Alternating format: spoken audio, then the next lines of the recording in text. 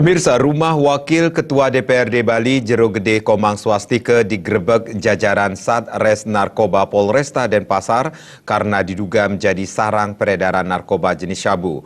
7 kurir narkoba diamankan, sementara pemilik rumah yang merupakan politisi Partai Gerindra tersebut masih dalam pengejaran petugas.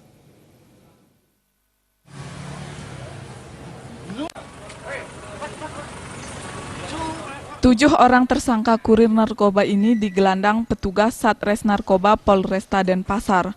Mereka diamankan di rumah Wakil Ketua DPRD Provinsi Bali Jero Gede Komang Swastika alias Jero Jangol. Berdasarkan keterangan seorang kurir yang diamankan sebelumnya. Dari keterangan kurir syabu tersebut, paket syabu yang kerap dikirim dengan sistem tempel didapat dari Jero Jangol dan diambil langsung di rumah yang beralamat di Jalan Pulau Batanta nomor 70 Denpasar. Selain itu, para pelanggannya juga kerap membeli dan mengkonsumsi di rumah yang juga menjadi kantor DPP Ormas Baladika. Sayangnya, saat dilakukan penggerebekan, politisi Partai Gerindra tersebut sudah tidak ada di tempat. Kini petugas melakukan pengejaran terhadap Jero Jangol. Setelah diketahui bahwa tempat pemakai di sini dan juga jual beli, ya anggota sudah pasti, maka dilaksanakanlah penggerebekan.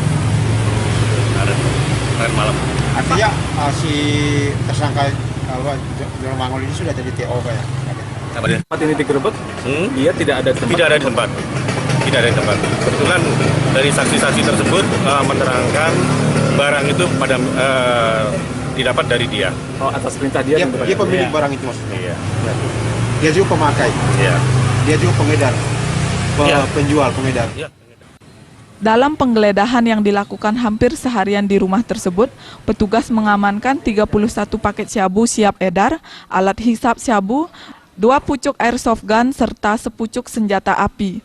Petugas juga telah memeriksa 31 saksi dalam penggerebekan ini. Raisuantara, Bali.